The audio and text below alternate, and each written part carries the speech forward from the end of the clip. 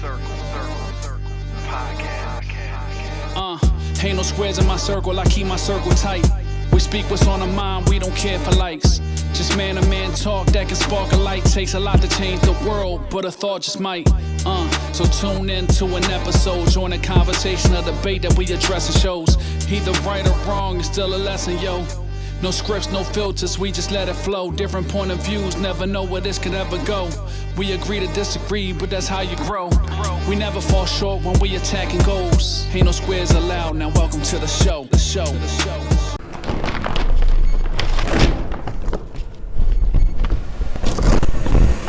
Welcome to episode 3, Squareless Circle Podcast. I go by the name of xKnownHP. I'm Prophet Mr. 215, man. Poppy store shit. I'm your boy Fire, F-Y-R-E. God body, you already know, Rel Ruger in the building. Let's go. It's known, Mr. Wade for the babes with the skills that pay. Holla at me. Let's do it. Starting off, let's jump into how everybody's week was. Prophet, you had a birthday. Happy belated. Happy belated to you, brother. Happy belated to I you. appreciate that, man. It was good, man. You know, I'm a big 3-5, you know what I'm saying? You know, Pup. Yeah. I had a good time, though. You know, I'm a family man, so, you know, I spent it with my kids. You know, as soon as the kids went to sleep, it was, you know, me and the missus, you know what I'm saying? You know, you know what I'm saying? But, yeah, you know, I enjoyed myself, man, and you know, I look forward to the next one. You know what I mean? Dope. Blessings. Blessings. What about you? Oh, man. I recently had a show at the Velvet Whip. Man, it was a great turnout. People came out to support, and it was actually my first time performing in like 10 years, actually. Wow. And people still came out to support. You know, the energy was amazing. Fire. But, yeah, you know, and I got something coming up soon, but we'll talk about that later, though. But just, you know, staying focused and building, working on my craft. I wanted to ask you though. You said it's been 10 years since your last, Yeah, my last live performance. How did it feel like coming back?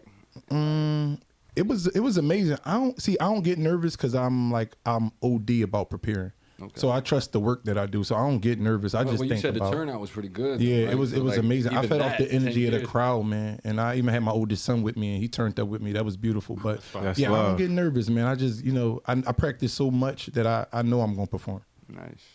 That's what's up. That's a good joint, Fire. Me, basically just handling business all week. Like I had a business meeting this week that went very well. You know, I'm incorporating a couple more, not even a couple, hopefully, Lord willing, like a fleet of trucks and something I'm about to do. Let's go. That's dope. So this thing is looking real good for me while I'm going through a bunch of other stuff, when it was like I'm getting hit over here with having to fix all my other trucks, having to get everything at registration, getting hit with tickets, boom. Because you know, hold on, this for Philadelphia, right?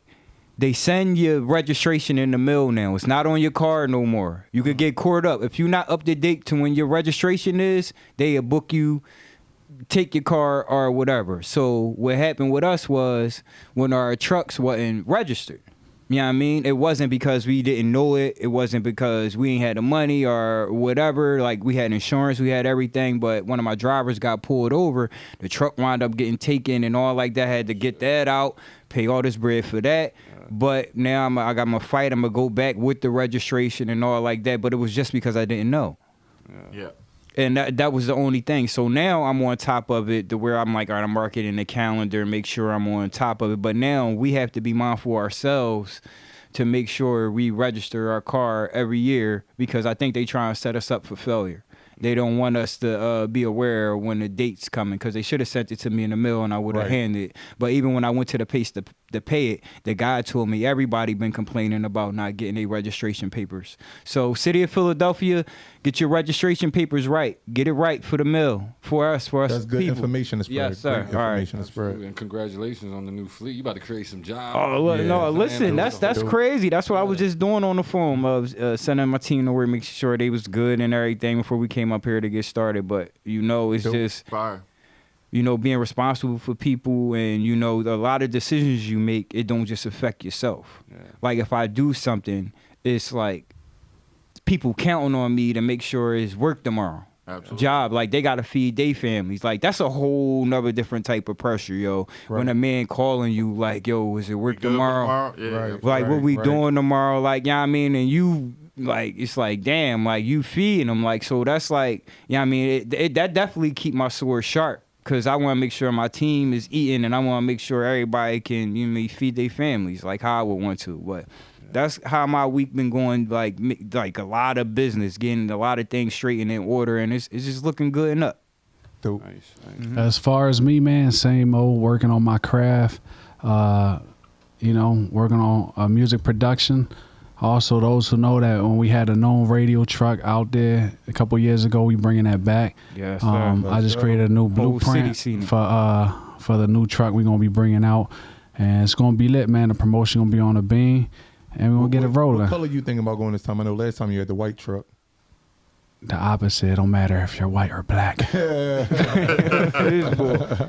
All black though. I like it. I like it. So you can just do the rims on that joint too. So you know, Yeah. Getting that joint. Y'all gonna see it in the city. Be looking for us. You gonna see it. For sure. Dope. My week was a little quiet. Spending some time with the kid before I sent her back to college. So just trying to get her ready for Is this freshman year? So This going into her sophomore year. Wow. Hey, yeah. Blessings, man. I appreciate that. So she cracked the bank a little bit, a little more run, but that's what you know, kids do. No, don't try to skip over it. What's the day, Shiz? Oh man. Yeah, what's the day? He tried. Today the anniversary. Been married 17 years. So We could. I appreciate that. We got you. Blessings. She gave me a permission slip. Come out, still do the pod. Oh, man. She see what's happening out there. We get hot in the street, so she know what's up. Bring Amen. them right back. We're gonna set them right back. Safe and sound. Thank you. Got you. Appreciate Thank you so much. That's what's up. All right, what we want to start at today? We want to get a little personal.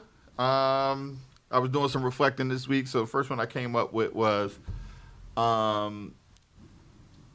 what is the either generational curse that you've broken in your family, or a kind of path that you kind of undone that may have been in your family?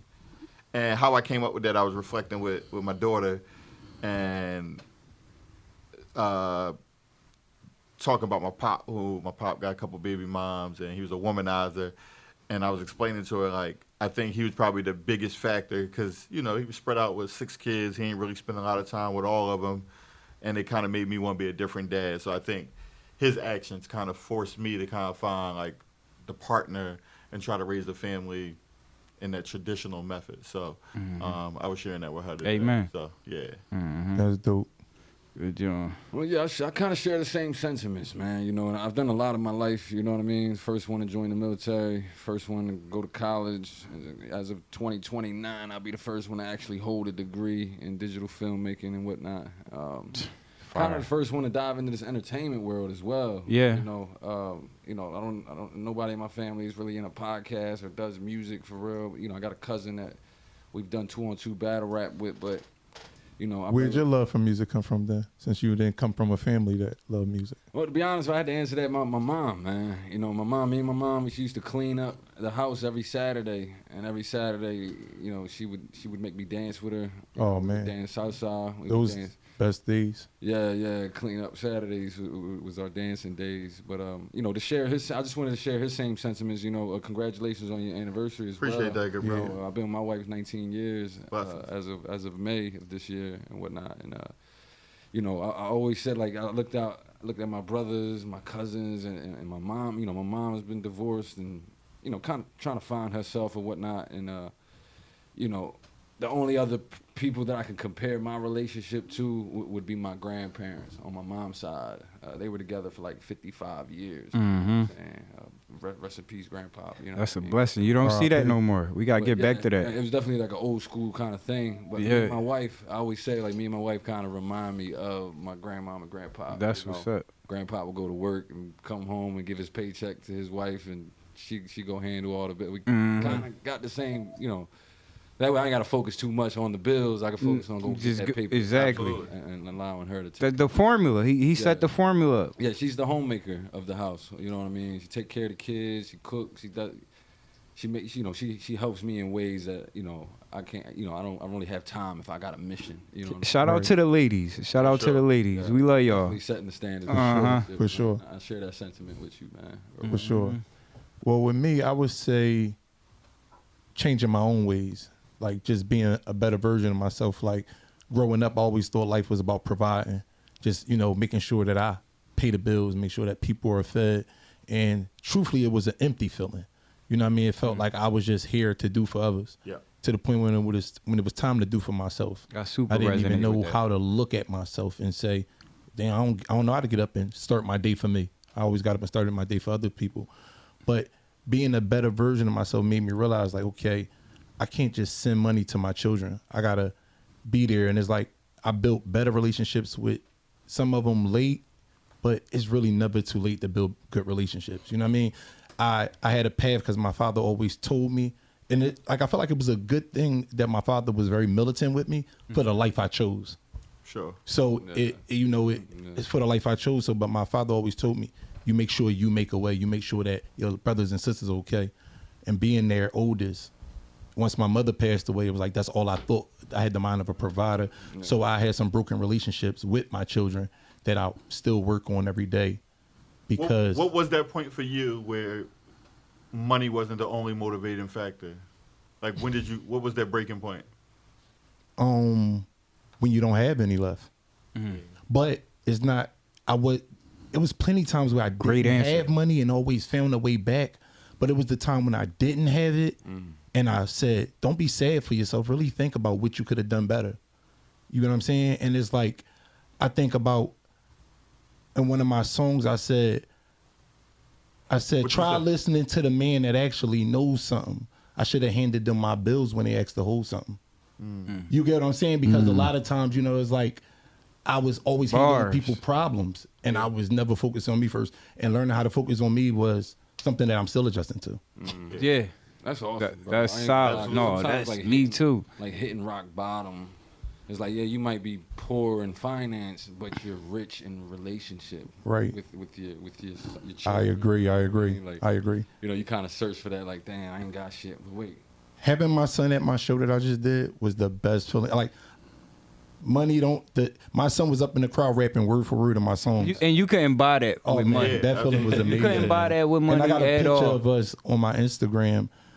You'll see the smile on his face, but it's like, I'm not smiling this hard, but I'm much more happier than he could ever be. Absolutely. Yeah. Or the other factor of you realize you're not just a paycheck for everybody else and they still got love for you. Like, man, I don't have to go out and get $1 million. That's heavy for men. Just being looked at as a paycheck. Man, that come with that. But we were raised that way. All you knew was to do for somebody else. A friend said to me one time years ago, was like, your family love you.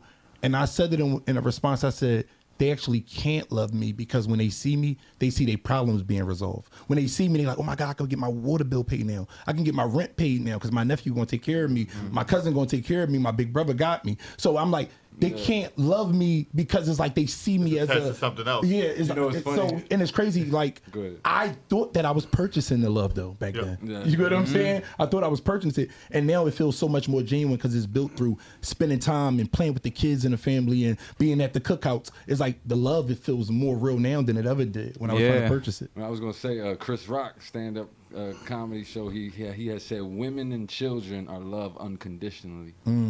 Men are loved under the condition that they can provide something. That's a fact. Yeah. That's a fact. That's what Chris Rock. Yeah, so true. And I gotta give a shout out to Fire, man, because the person y'all see now is not who he was years ago. This boy is a whole different, I appreciate positive person. Like when I met Fire, it's funny, when I met Fire, I was working at Vision Quest at the time. I was coming from work. Fire was always on the block. Always on the block. And then when he used to book time, I met him through somebody else. And then he came through the studio. R.I.P. Boss, man.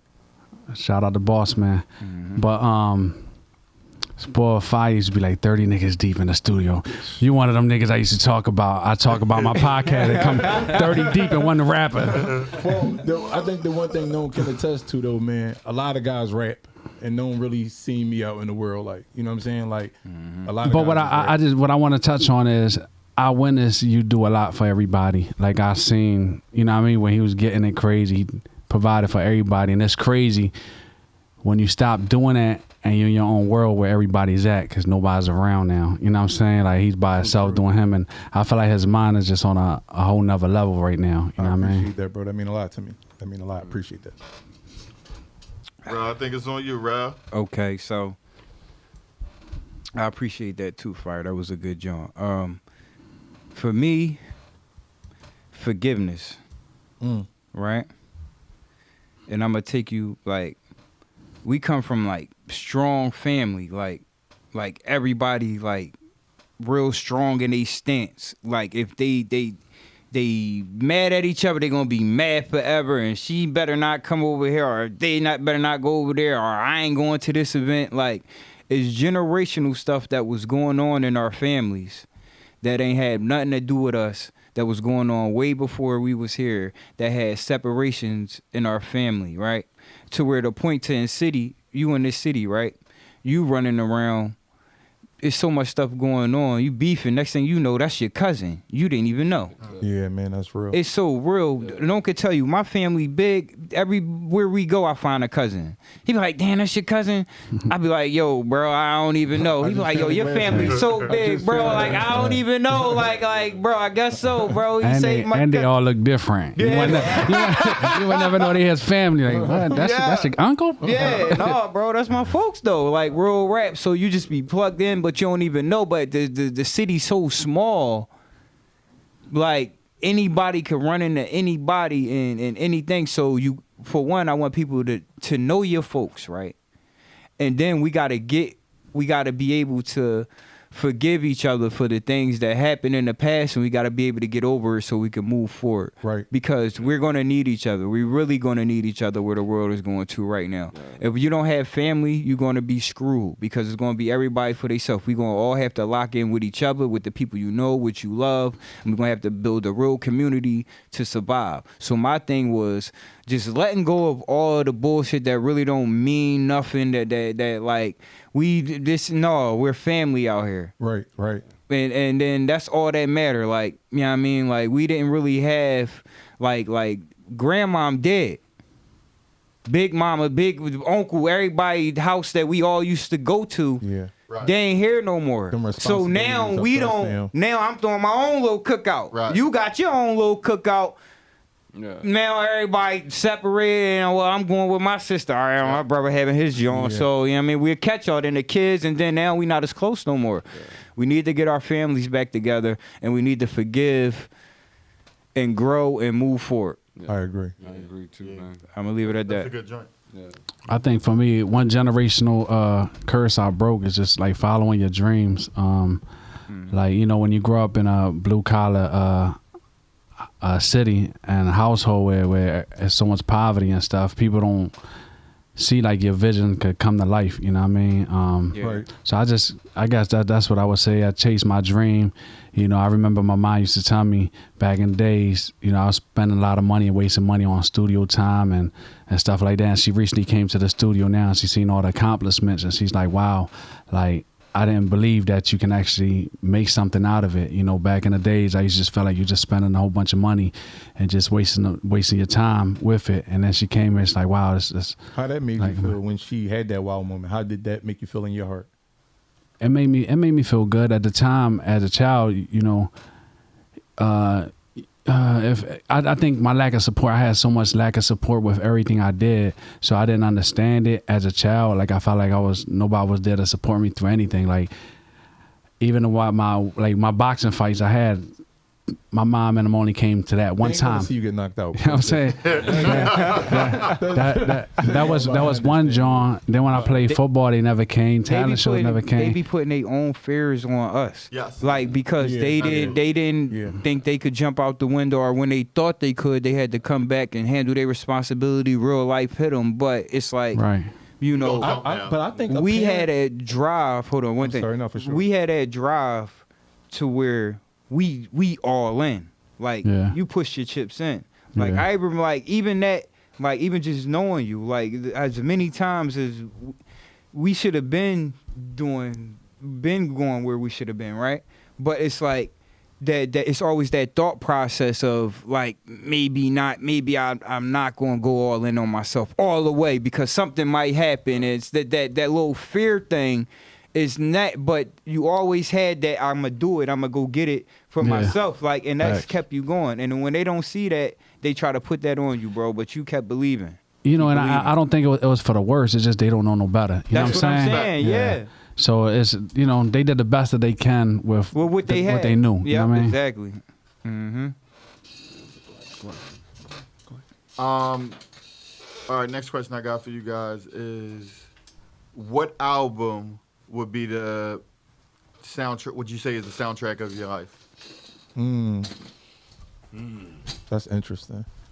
All right. It's you know. Y'all want me? So I can start it off, right? Go ahead. I'm gonna say, since it's so quick, right? I'm gonna say State Property, right? I'm gonna say State Property first album, super resonated with me. Right. Like I remember my cousin, rest in peace, Harvey. He passed away, right? I remember him going in his room. I'm like 9, 10. I remember him. He had on his computer. He had the Rockefeller Hot 97 joint. The first time they went up there, I don't even know what it is. This one, I never heard this type of rap. I'm going in his room, he playing this. I'm like, what the hell is this? And I'm just listening to it. Right. And I think I fell in love with rap from that, because I'm like, man, this shit. So I started rocking with that. And then when they finally dropped the album, like, you see the work and what they came from, and then like at that point we couldn't wait for that album to come out. For sure. So, but I'm a young boy. I'm 13, 14, and then when it came out, it was everything I thought it would be. Like, we lived that album. Like, that album was us, our daddies, our uncles, our block, our sisters, our cousins. Like, that's how that felt for me.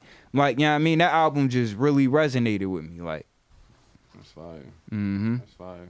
Well, I mean, I was going to, if I go next, then I don't really have an album that, like, kind of, you could say, like, you got a story behind your album you grew up with.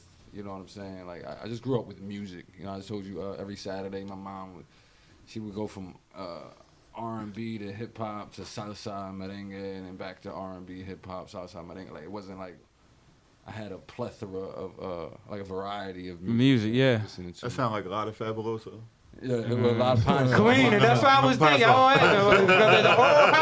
Everything. It waking you up early too, right? Now to say there's an album that's a story of my life. You know, I don't really listen to full albums a lot, right? Like, I just, you know, I got my playlist is just a bunch of songs. The one album that I could say that I really did listen beginning to end was the Born Sinner album, J. Cole. One of my favorites. Yeah, like from front to back, and I said it in a previous episode, whatnot. But it got me through Afghanistan, one of like the biggest pivotal moments in my life and whatnot. And you know, at one point I had a pair of headphones and a rifle. You know what I'm saying? Right. And like, you know, I'm a big J. Cole fan, man. When he put that joint out, it resonated with damn near every track on that joint. So give me two of your favorite songs from that album. Man, two of them. I mean, from front to back, I mean, you know, I would say Born Sinner and Forbidden Fruit, just because his flow was kind of crazy on that joint. The beat was kind of, it's mad creative. You know what I mean? No, beautiful work right there. Beautiful work. Yeah. So for me, it'd be Mary J. Blige, Share My World, because it was a time and space where my mother and father just got their own house, so we had our own space. And it just was, when you came from school, it was on. My mother played it so much, it skipped in the album player. I mean, it skipped in the CD player. But the album, man, it just reminded me of, it was just a point that is very nostalgic for me, because not too long after that time, my mother got sick and she had to go live with Hug Mother, which is my grandmother. And I just, you know, it just bring back good time when my mother would have her friends over, they'd be playing cards and singing. And, you know, it was an amazing album. I still listen to it just to, you know, get those feelings back sometimes. Yeah, absolutely. Or just to throw it back at you though, what's two of your favorite joints off? Self-titled, Share My World, and I'm gonna go with 7 Days. Okay. Yeah. I'm gonna go with 7 Days. Respect. What you got now? All good joints in the Black family household. It's my turn. Yeah. So it's kind of hard for me to pick an album right now, because it's something I have to really sit down and think of. But the first thing that probably come to my head is Tupac, Me Against the World. just because I always felt like I was against everybody. You know what I mean? Right. And my 2 songs will probably be like, Or everybody was against you. yeah. You know, because that nigga said, just because I feel like I was against everybody. You know what I mean? I know, But, I got your back, Brody. No, he felt like everybody was against him. All right, we got you, bro. He said, I was so against my 2 songs everybody. will probably be like Dear Mama is one of my favorite joints. Temptation, So Many Tears, you know, Against the World, whatever. No, that's a fire. Yeah, for me, I think soundtrack is T.I. trap music. Very easy for me. It's just that time where I felt like it was time for me to go out and get it. There was no more running from it. Like, yo, you got to man up, go do what you got to do. So, Right.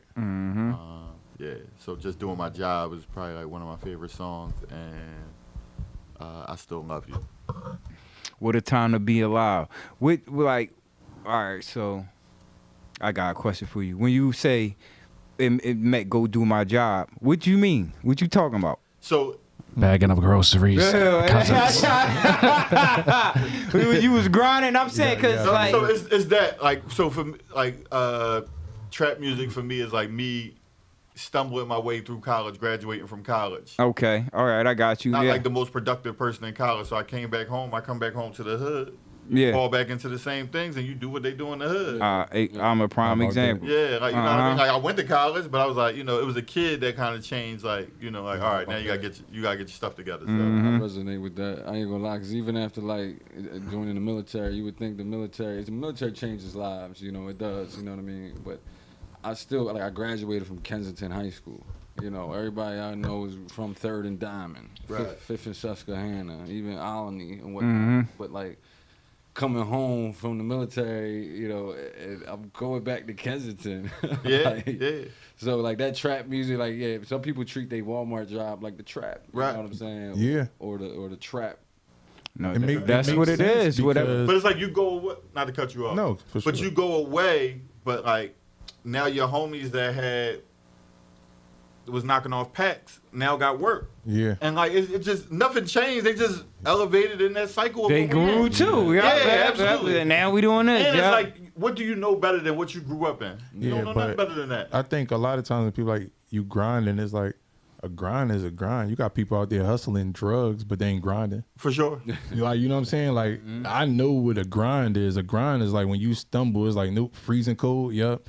Frostbite. 101 degrees. No, you out know there, what I'm they saying? go in the house. Whatever the situation may be, I gotta take a walk. It's like a grind is a grind. So it's like if I gotta go bag groceries and then help this person move their couch, I'm on And the that's grind. it. You know what I'm saying? That's it. It's not one thing. Like, you know what I Yeah, mean? so- Like I Real No, hustle. we can go down a it's whole different difference. path. I get mad when people say like, Yeah. yo, I could never work at McDonald's. What? It's cool, but you got to feed your family. So if you got to work at McDonald's to get enough money to get you a quarter ounce, like you got to do what you got to do. That beat just staying around, you know, whatever the case. They don't have no responsibility. Yeah, If you got responsibilities and you're taking care of your responsibilities or want to, you're going to do what you got to do to put yourself in a position to make something shake or make something move. You can't have kids and go home and then tell them like, we not like- gonna I understand. Look, what? Like if you're not a man, like if you a man, like, you know what I mean? Like, you going to do what you got to do with your family. But we got to learn to incorporate that feeling into trusting one another.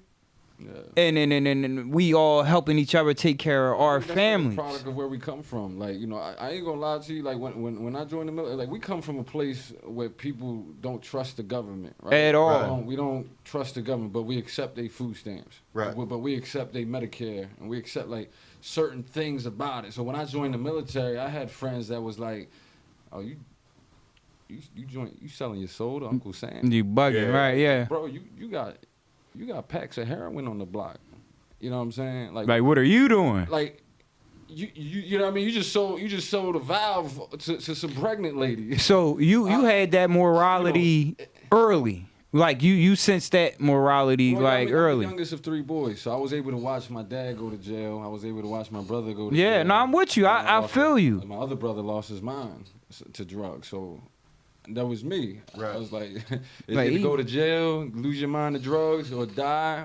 I was like, you know what? I would do something different. Yeah, different. Right. Yeah. I was already playing 007 and Call of Duty, right? So I was like, I want to see what that be like. And then you can tell once you see it, you be in it, you grew up with it. By the time you get a certain age, I ain't gonna hold you. By the time I was like 18, 19, to me the streets was corny. Yeah. Like everything we had been through. Streets and I thought the streets was corny. No, that's what I'm saying. I'm saying I was in it. Right. And then while I was listen, at 17, I'm still in it. Yeah. But it's corny now. Like, you know what I mean? It's not like when I was like 13, 14, like my hood, I'm from SB, some bill nigga, squirrel nigga, da-da-da. Like, you know what I mean? And I felt like that though. Right. Like in my heart, in my soul, I felt like that. Yeah. Like, you know what I mean? You get older, niggas start telling, all type of weird shit start happening. People grow, people separate, and you realize this shit don't nobody own nothing on this joint, bro. No, that's the part of the reason why I went to college, because it just looked like, I was like, this shit getting real way too fast, and ain't nobody really making it out this joint. I was like, let me buy me some time and go to college and try to figure that shit out. Nah, I tried it, bro. I went to college too, bro. My wifey got pregnant. You know what I mean? We were 17 and pregnant. You know what I'm saying? Yeah. And I was cutting grass and selling grass. Yeah. You know what I mean? And my brother had just went to jail. My other brother was in the middle of losing his mind to drugs. And, like, I didn't know my dad. My mom was always working. So, like, I was like, man, do I want to get a job at Arby's? You know what I mean? Like, you just trying to figure it out. And it was like, I'm going to really do something different. That's part of the thing about, like, we willing to risk our lives for our family, right? Yeah. We willing to die for our family. But are we willing to live for our family? You dig what I'm saying? That's a whole nother different type. Like, are you willing to go to that job, clock in every day, wake up? You're not where you want to be. Just grind until you can get to where you want to be. Don't lose that spark in you. What we were just talking about, like your creativeness, or you wanted to be great, but you also got to maintain your responsibilities. Like, we can't, it's a balance in it to where you got to pay for your truck to get fixed, and you still got to have a meeting to grow. Yeah. Like, and you got to make sure you don't lose yourself too much on one side of it. You got to stay even keel, and you got to stay balanced, and you got to constantly be growing. Like, I don't know why I said that, but I just wanted to say that. Oh, that was good. That was a good little tangent. Yeah. Where we at now, fellas? So listen, we always talk about hip hop and stuff. So we gonna switch it to R&B, man. R&B topic. Man, let's go. I need, what's everybody's? Is that what you want? Silhouettes of a perfect face. It's like, nah. Listen, what's y'all top 3 R&B groups? Okay. Dang, 3. Just 3, right? All right. Can I throw a rule in there though? What's the rule? We gotta throw a female group in there. Come on. One in a pop, like One spades. in a pop. I was saying, like, we could do one in a possible for honorable mention, but like, I feel like, you know what I mean? All right, so if you can't fit a female group in your 3, you get an honorable mention female group. No, and ladies, if you can't fit a male group into your group, leave a male group for honorable mention. Okay. There we go. Who said All right. I got No Addition, Jodeci, and Drew Hill. For honorables in there? Any... SWV.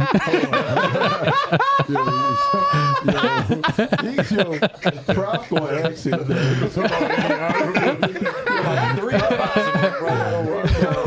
All right. All right, so I got you, right? So, oh, shit. All right. So, I'm going to have to stay old school then, if it's only 3, right? I'm going to go. Wait, like, how old school? What you mean? No, I'm just go R&B. Like, I don't know however old school you can go with R&B. Okay. I'm going to go Isley Brothers.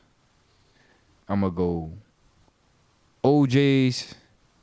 And I'm going to go Jackson 5. Right?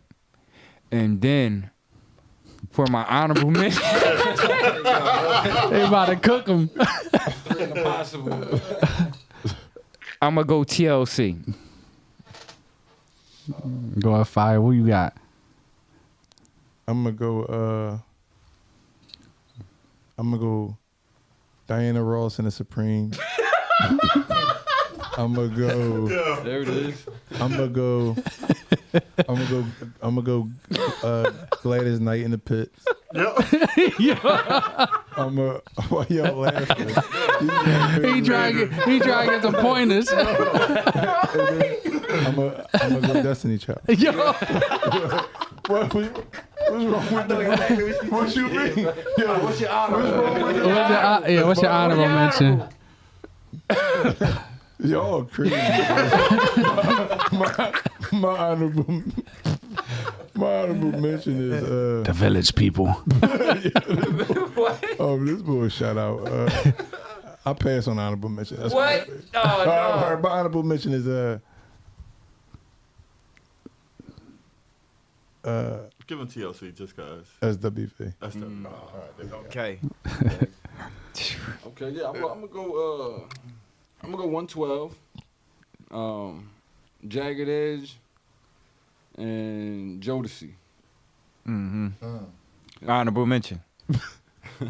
Yeah, no, it's all smoke because I'm not done with him.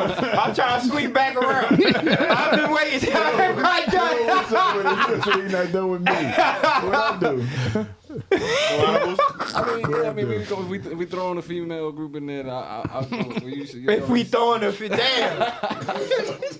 Dang. Hey, we about to. About to get fried in the comments.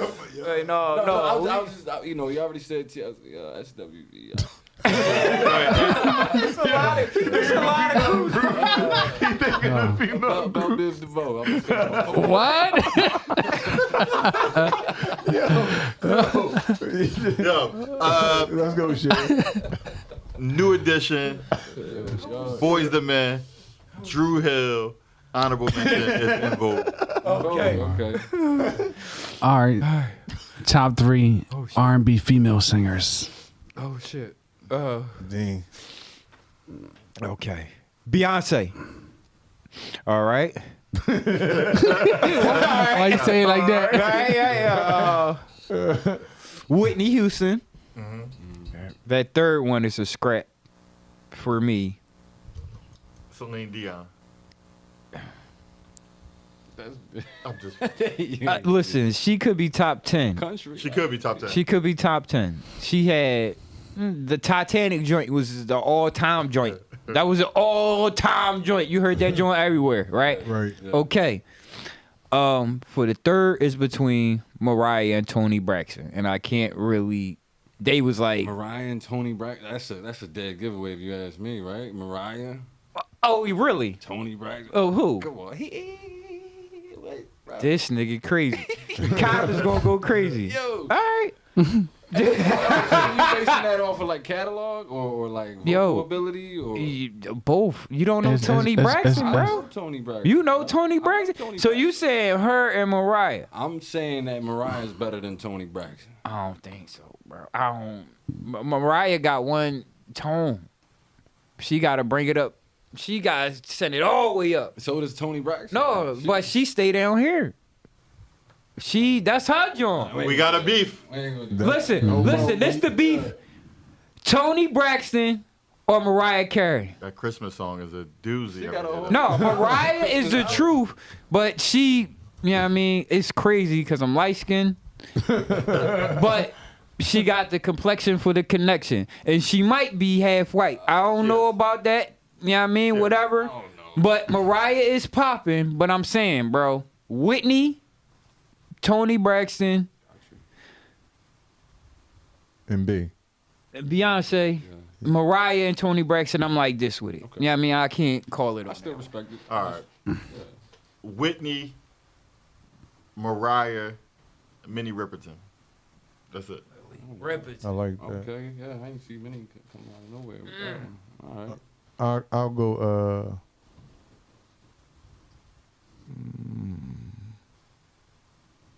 I'll go Whitney Houston, Anita Baker, Aretha Franklin.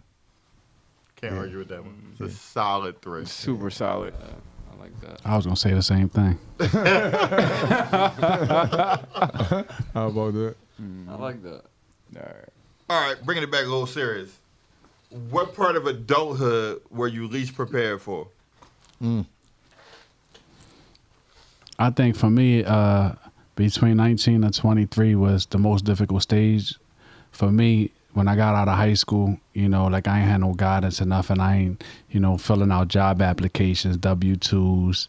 I ain't know how to get my social security card, my birth certificate, because I ain't have all that. Right. You know, and at that time I was living with my grandparents they mostly speaks Spanish, but they ain't graduate, you know, so it's like I just ain't had nobody to ask for advice and stuff. So I was hanging around with a lot of my peers, and you only know what your peers know, you know what I mean? And I can see why the youth get drawn into certain activities and stuff like that, you know what I mean? So true. So it's easy to get sucked in, and I think that was the hardest part of my adulthood.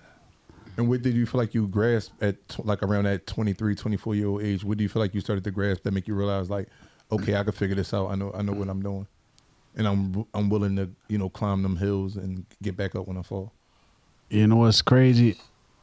I was at a stage where I was trying to figure things out, man. But I'm like, I think I went through a stage where it's like, you gotta get it right, because nobody's gonna feel sorry for you. You gotta figure it out, because it's easy to just be a bum. You know what I'm saying? If I don't get it together and I don't figure this out, it's easy to, you know what I'm saying? Mm-hmm. So I kind of just jumped out there and just started learning my way with everything. You know what I mean? Right. Yeah. Dope.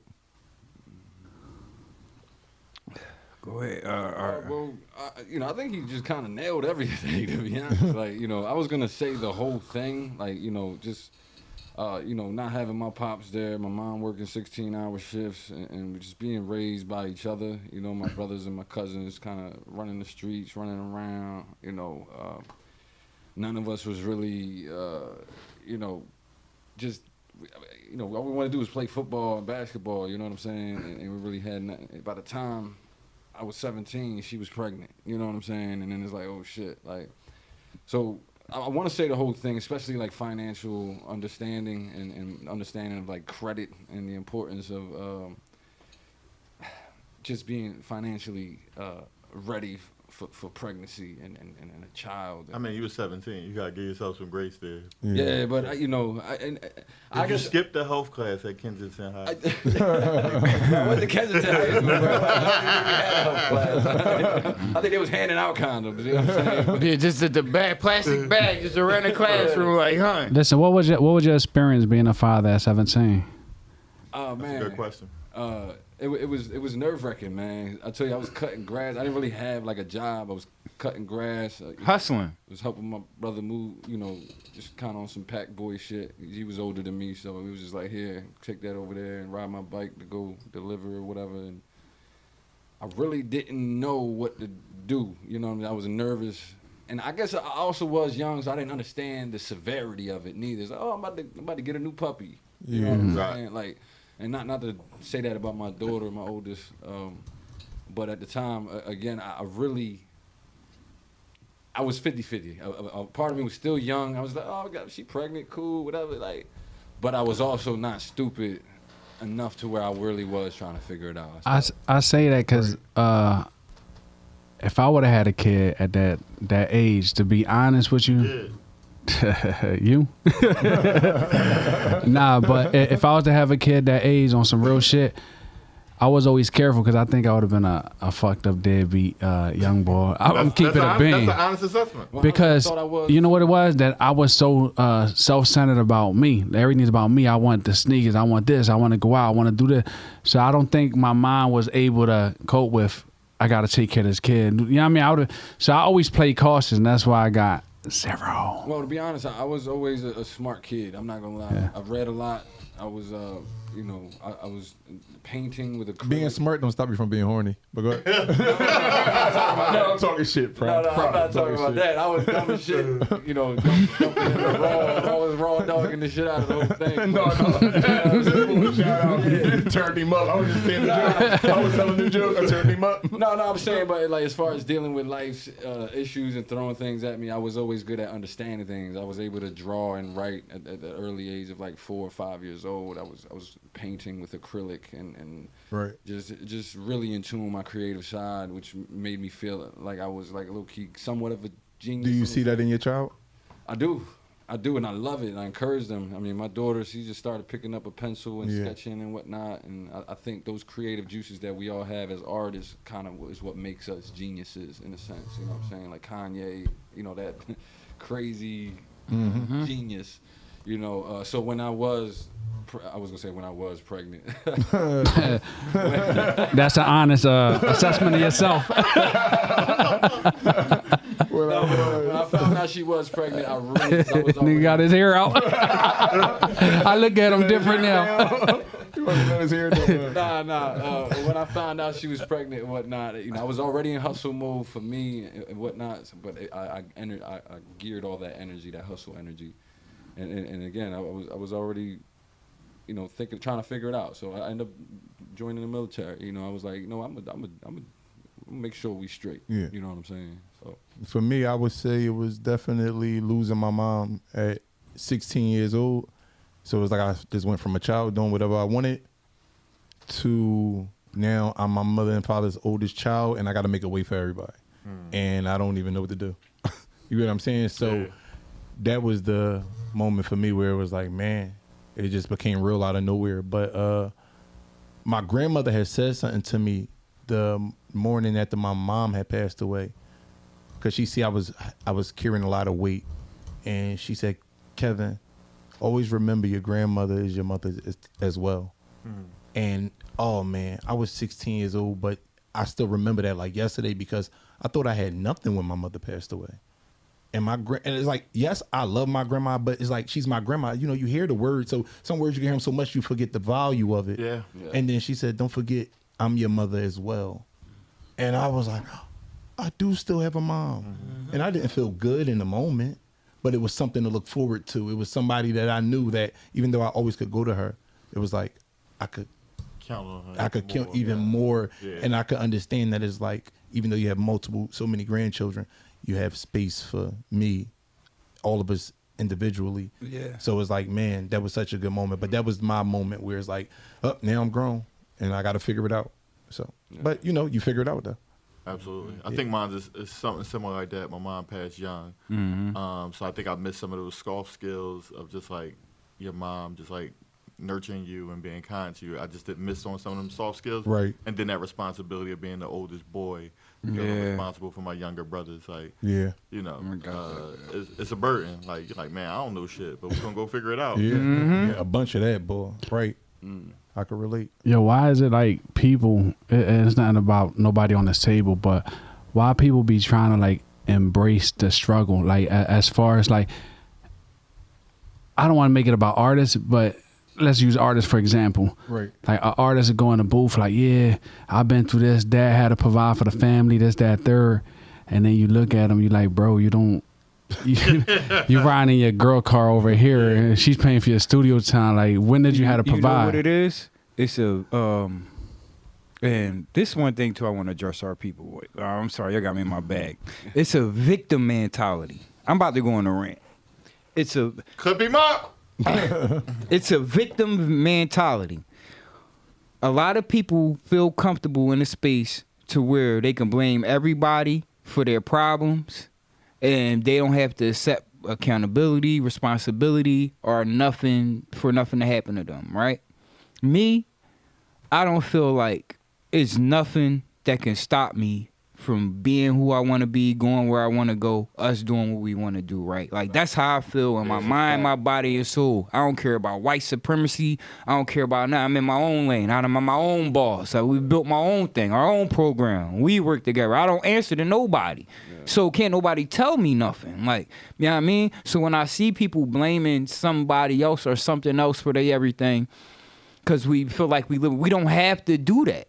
So now, not only do I lost respect for that whole type of mindset, like if I go around somebody, I'm like, he not trying to make nothing happen. He want to blame the world for his problems. He's not trying to build and grow and he just want to place blame on something. Yeah. Take responsibility for your actions, the things you do daily, the places you go, the people you hang with.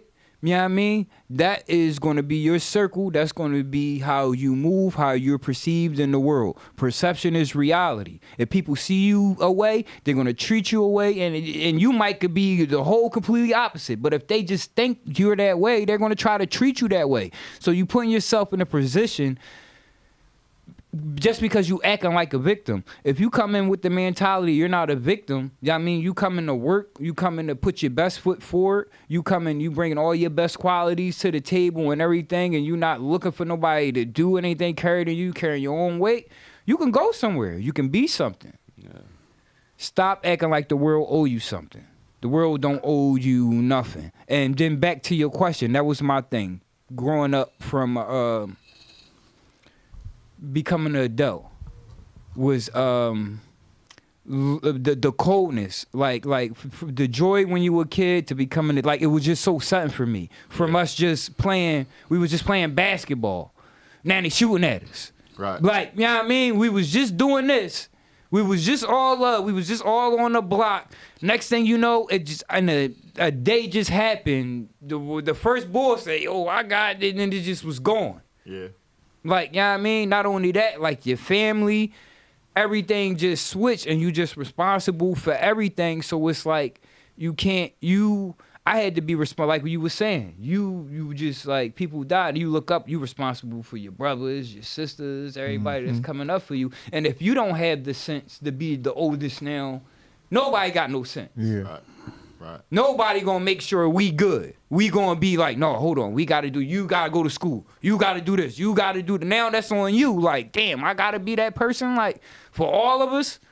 Like, you know what I mean? So just. But I think my question is like more of men that say they men but don't handle men responsibilities. You feel what I'm saying? That's because there's so many.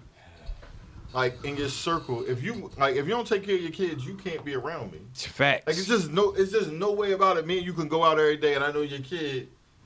You ain't taking care of if you're taking care of a chick and not taking care of your mom, that's weird behavior to me. You can't be around me. I don't respect it. Facts. But it's the same thing with how ratting is cool and all like that. Like, someday somebody came home, like, he was like, no, he cool, he can come around, he getting money. That's weird. That's weird. I don't care what he doing. He told. That's the code that, like, I'm not even a street guy. I go to work every day. It's just some codes that you grow up with that sound like you should probably respect them. Right. Right. It's just nobody holding the line on a standard anymore. Everybody making an exception for what they say is cool. And it's somewhere you gotta draw the line. Yeah. Like, it was weird. Like, you know, like, I can't bring you around my wife if you snake all your other homies and hit they chicks. You slept with our man, baby mom. Right. Like, you can't come around me, bro. It's just weird. Why would I ever bring you around anything I love or care about? When I see how you treat what you love or care about. For sure. Or you don't care about nothing. Exactly. What That's the fuck? weird. Nigga, I love mine. You know what? You're not coming around mine, because now I'm going to have to hurt you. It's beep beep. You. Real rap. Yeah, I mean, I ain't gonna lie. I've been kind of low key trying to change my algorithm. Even scrolling, is, you know, some of the rappers that I love and enjoy, they kind of always rapping the struggle rap. You know, which is why I decided to throw the fedora on, the blazer, and rap about love and my mistakes with love. Like, that was intentional. You know what I'm saying? And like in the effort to switch my algorithm up, because I'll be scrolling and I see girls fighting at a random Wendy's, or like an officer arresting somebody, and the whole comment section is because he's white and he's black, or he's black and he's white. Right. Like, it's always like a political debate on left wing, right wing, and there's so much negativity that I'm just like, yo, like, we kind of need to slow down a little bit with all this weirdness, like the struggle raps, you know, like, especially with the victim mentality that he was explaining, like, and I'm gonna let you go. No. Finish. Well, Land your plane. I wanted to kind of go into what he was saying about the victim mentality, and to answer your question about the struggle, is like, it's an excuse, you know what I'm saying? Yeah. It's like, we all come from the bottom. And they wear it as a badge of honor. For sure. And it's okay to, like, and in certain instances, when I'm around, like, certain soldiers in the military that come from the sticks, and they were raised in mansions and in the sticks out there, and they just had, like, well, you know, my brother, you shouldn't complain because I come from Kensington where I had to step over crackheads to go to school and shit. Like, that's when I use it. But I don't go to the block back home and rap about the struggle in front of niggas that's already struggling and still struggling, and they don't. It's just a bunch of complainers, if you ask me. It is a bunch of complainers. I love being a soldier because the mission is the mission, and whether you sprained your ankle, it don't matter. You gotta go get that mission done, regardless. You know what I'm saying? And that was kind of. All right, I won't let you go. I'm listening. To your point, I think the victim rap is weird to a point of there's more J. Coles than there are more Pooh Shiesties. Right. I don't know why people are so infatuated with what that type of music does, but people are more like the J. Coles, trying to figure life out, go to college. They talk about being regular. Yeah, that's more people's lives than it is the Pooh Shiesty experience. So so let's use what you just said then, right? If their life is more like J. Cole, then it kind of says why they like Pooh Shiesty. Most people don't like their life. So J. Cole. I mean, fantasy. Well, J. Cole, he like an action hero. Much of a reflection of what my real life is. People like escape music, meaning like they like music. That's why people love party music. They like music they can escape to. So it's like, I understand your point. I agree with the way you see it, but it's like that's actually the reason why it's like people say the favorite thing people say about J. Cole is he boring. Yeah. No, and they and do it's that. Funny because he like my said, favorite rapper this way. I want to J. tell you Cole that life. too. You They and say him. he's So boring. I love his three So J. Cole it's like, fans up here. That's they fire. feel like their own life is boring because, like you said, he's talking about the everyday struggle. Indeed. He's talking about what it was like to pretend to be a street guy. He got those songs. Absolutely. Like when it was like, yo, my friend that was a real street guy was telling me, yo, just stay in school. You know what I'm saying? And that's more people's life. That's what, go back to what I said. A lot of people hustled but didn't grind. Yeah. Like just because some people are from the streets, but what role did you play in the streets? So it's like you say you were now. I go back to what you said, though, real. It's like, I agree with all the points, but we do have to making it to mid-30s or late 30s as a badge of honor. Know how you know? Yeah. The proof is out there. When you have blood cousins, that's insane. When you have friends that's doing 30 years in prison, 20 years in the feds, not here no more. I agree with that. It is a badge of honor. No, but I respected the way you said, but we do got to wear it because you got to think, I'm a 42-year-old man. I got a 24, my son about to be 24 years old. It's like I train every day and I don't want to tell no long story. I don't got no long story to tell. But I've been through some stuff. I gotta wear that as a badge of honor when I seen 90% of the people. I have a picture. We of me on my overcame block. it. I'm sorry, let me just say this real quick. I have a picture of me on my block. It's about 17 guys before a show I was about to do. I looked at the picture and it sent chills through my body. It was only me and one other guy that was in the picture that's still here. That's me. Everybody else is dead. That's crazy. No, seriously, but everybody else is dead or in prison. Right. No, that's So, real, you know what I'm saying? real So it's facts. like you do have to wear, surviving is the number one job. So before the houses, the cars, the money, surviving is the number one job. So- And having some of that. No, I want to So, clarify yeah. my point. What he said, I completely agree with what he's saying. And I The agree with you things as that well. we overcame, Yeah. we definitely deserve Tell me to what be you overcame. Don't tell me what you've been honored. through. Yes. That's the thing. Exactly. Tell me what you overcame. Whatever. Don't tell me what you've That's been not through. what I'm talking about with. And then this going back, taking it back, how no one was trying to convey it. It was like the people that are complaining that ain't overcame nothing. Right. That didn't. It's like, so the people that say like you 17, right? You commit a crime, right? You take a charge for your man, right? You do 20 years. You come back, you're 37, right? You come back home. Your man still on the same block. He ain't done nothing with his life. He Nothing ain't on did your that books. books. He ain't did none of that. And you wasted 20 years for a code that you stuck to, saying that we all believe. You know what I mean? Mm-hmm. And nobody kept it. Nobody stuck to it. Nobody.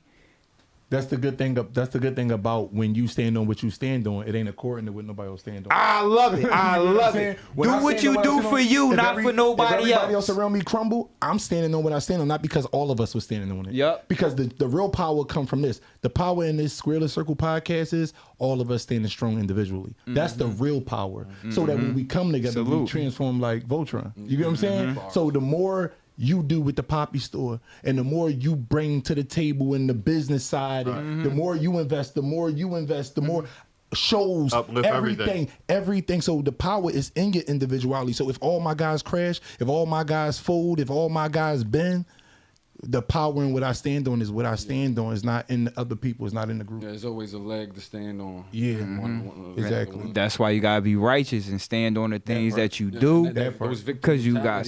And the complainers and whatnot, like I'm just tired of you can kind hearing of it. block your blessings by having. By constantly complaining, not finding a resolution. Yeah, there's a quote out there that says the opportunity of a lifetime only exists in the lifetime of the opportunity. Take advantage. Right. That sounds like some shit. Yeah. Take advantage. Yo, you tuned into episode 3 of the Squareless Circle podcast. Like, share, follow. Listen, if you got one of them homies that fit one of these categories we just talked about, send it a pod. How about that? Send it to him. It's your boy Fire, FYE. Profit Business 215, Poppy Store shit. God body. Snow. Talk to him. Go.